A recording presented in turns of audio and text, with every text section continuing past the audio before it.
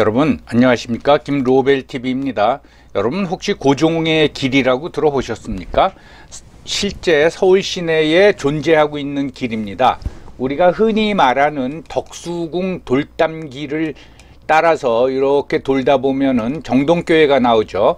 거기서 북쪽으로 향하는 길이 두 개가 있습니다. 왼쪽으로 가면은 이화여고가 나오는 길이고, 오른쪽으로 가면은 미국 대사관저가 나오는 길입니다. 그 미국 대사관저 길을 따라 올라가면 약간 둔덕길인데 그 꼭대기쯤에 왼쪽에 입구가 있습니다. 이 길은 1896년 아관 파천 때 고종이 가마를 타고 이 길을 지나서 러시아 공관, 즉 아관으로 피신한 길입니다. 이게 복원 작업을 벌여가지고 2018년 10월서부터 일반 시민한테 공개가 됐습니다. 그러니까 여러분들도 좀 관심을 가지고 가보시면 그 길을 걸을 수가 있습니다. 그래서 이 아관파천은 우리나라 근세사에서 굉장히 중요한 의미를 갖습니다. 그래서 오늘은 아관파천에 대해서 한번 생각해보고, 외국 공관으로 왕이 피신을 했다. 지금 같으면 뭐 비행기 타고 외국으로 도망가 버리면 되는 거죠. 사실은 망명을 해버린 겁니다. 다른 나라로. 그런 고종이 왜 개혁군주로 추앙을 받는가, 그 부분에 대해서 오늘 한번 얘기해 보도록 하겠습니다. 아관파천 전해인 1895년 우리가 잘 알고 있는 을미사변이 일어났죠. 일본의 낭인들, 깡패죠. 깡패들이 경복궁을 쳐들어가 가지고 민비를 찾아내서 죽이고 그 다음에 불에 태웠습니다. 이걸 을미사변이라고 그러지 않습니까?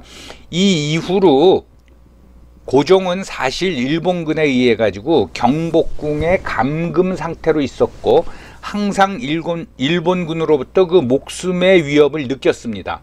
그래서 좀 피신해야겠다라고 생각해서 결정한 것이 아관파천입니다. 1896년 2월 11일 경복궁 동쪽문인 건춘문을 나와가지고 궁녀들이 타는 가마에 타고 길을 조금 돌았습니다. 그 이유는 지금 광화문 앞 대충 정부 종합청사 자리에 일본군이 주둔하고 있었고, 그 다음에 경복궁을 지키는 근위대를 일본군이 완전히 통제하고 있었습니다. 그러니까 일본군의 눈을 피해 가지고 이렇게 돌아서 덕수궁이 있는 데까지 갔습니다. 여기까지는 궁녀들이 따라왔고 또 보부상들이 호위를 했다고 합니다. 덕수궁 부근에 이르니까 미리 와서 대기하고 있던 러시아 해병대들이 경호를 쓰면서 고종의 길을 따라서 이동을 하고 러시아 공관으로 들어갔습니다. 조금 더 설명을 드리면은, 덕수궁하고 그 성공의 성당 사이에 길이 있지 않습니까? 그 끝이 영국 대사관입니다. 지금 그게 복원된 것 같은데 영국 대사관하고 덕수궁 사이에 샛길이 있습니다. 그 샛길을 가마를 타고 고종이 이동을 해서 요 정동 고갯길, 그러니까 덕수궁을 빠져나온 거죠. 그걸 건너서 고종의 길을 통해서 아관으로 이동을 한 겁니다. 그 둔덕길 꼭대기에 이르렀다 싶으면 왼쪽에 요런 출입문이 보입니다. 그래서 모르면은, 관심이 없으면 저게 무슨 문일까 라고 그냥 의문만 갖는데, 다행히 그 옆에 안내문이 돼 있습니다. 고종의 길이라고. 그러면 이 문을 통과해서 들어가면은 요런 길이 나옵니다. 이 길을 가마를 타고 고종이 아관까지 간 거죠. 요즘 점심시간 때 많은 젊은이들이 이 길을 걸어갑니다. 그러면서 야, 우리도 아관파천 한번 해보자, 그런 농담을 주고받고 합니다. 다행히 옛날 사진이 남아 있어서요. 요게 고종의 길 옛날 사진인데, 이 길을 통해서 가면 여기 아관이 보이지 않습니까? 이 아관으로 이제 들어간 것이죠. 아관은 그 당시에 러시아를 한자 표기로 아사라라고 표기했다고 합니다. 그래서 아관이라고 불렀는데 굉장히 넓고 큰 건물이었습니다. 대지가 한 4,000평 정도 되고 6.25 때까지 남아 있었는데 전쟁 와중에 이 본 건물은 소실이 되고 지금 남아 있는 건 요 탑만 남아 있습니다.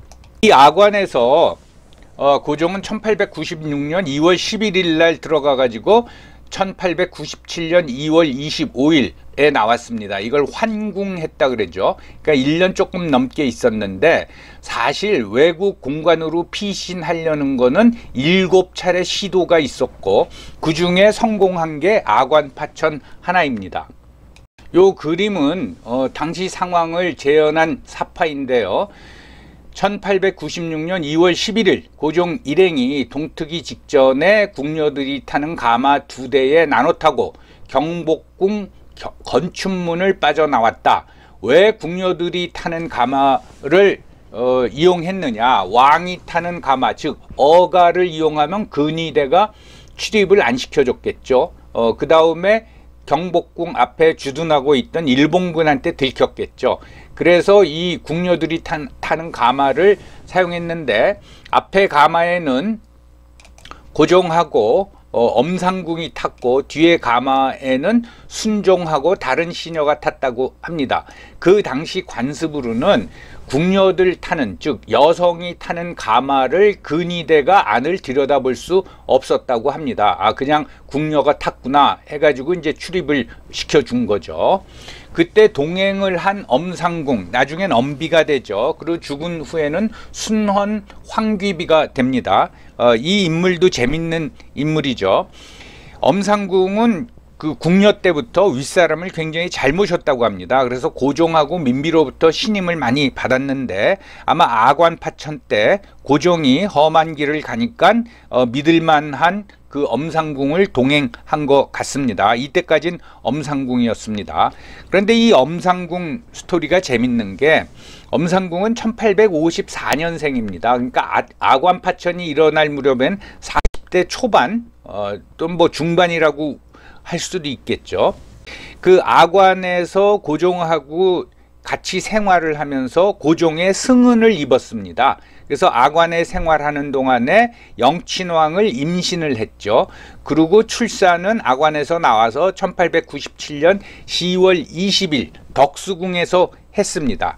이 아기가 나중에 영친왕으로 불려지고 뭐 우리나라에선 한때 마지막 황태자 하면서 굉장히 안쓰럽게 보는 상황도 있었습니다.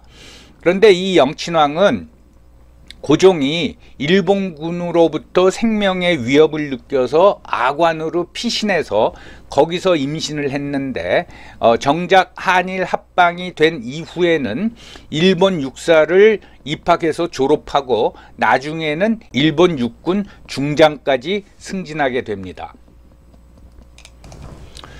요 왼쪽 사진은 러시아 공관 측에서 고종이 아관으로 들어온다는 걸 알고 준비해 놓은 침실입니다.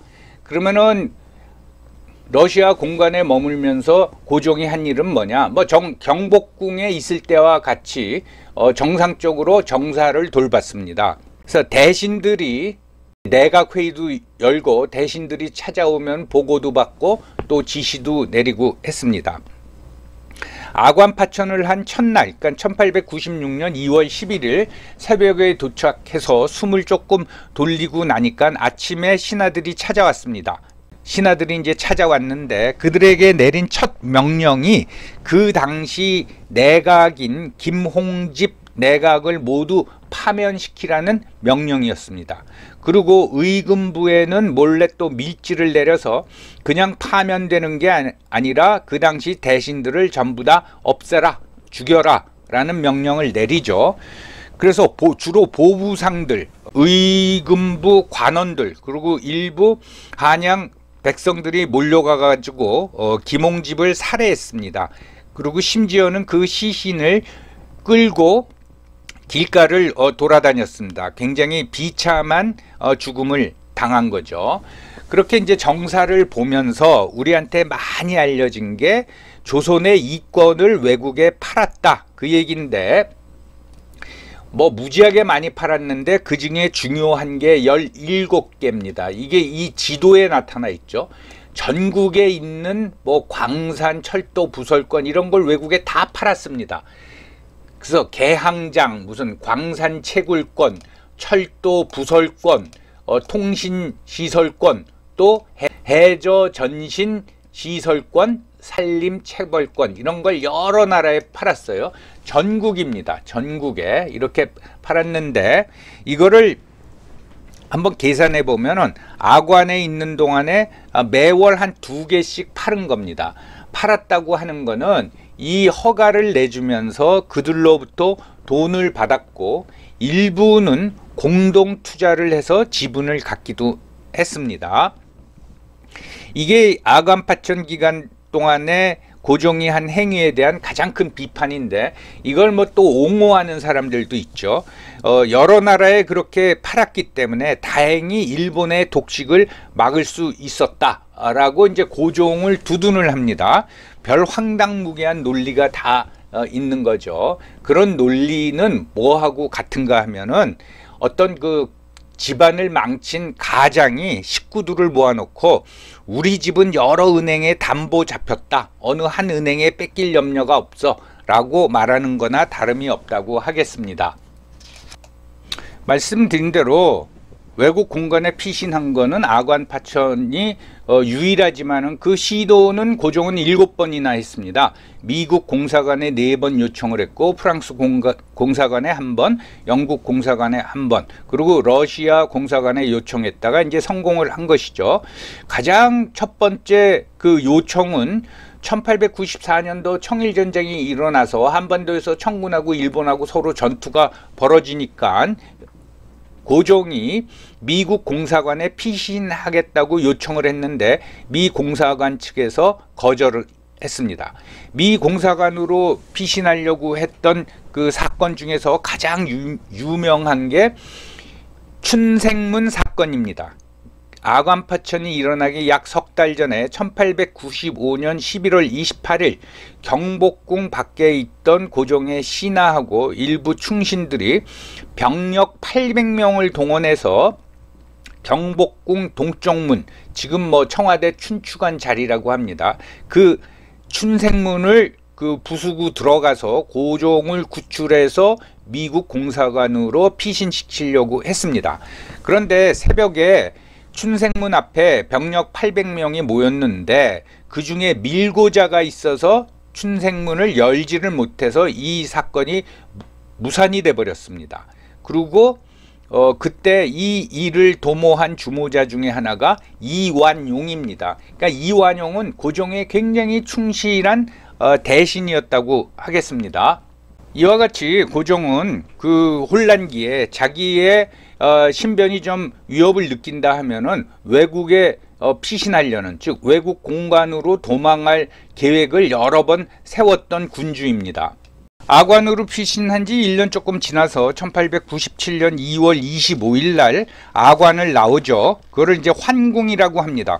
그럼 환궁을 했으면 원래 살던 또 조선의 정궁인 경복궁으로 가지 않고 고종은 덕수궁으로 환궁을 했습니다. 그리고 거기서 죽을 때까지, 즉 1919년까지 살았습니다.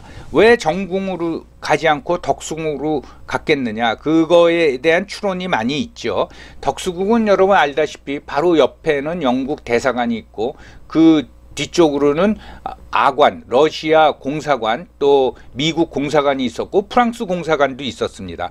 그러니까 그 당시 강국의 공사관이 인접 거리에 있었던 거죠.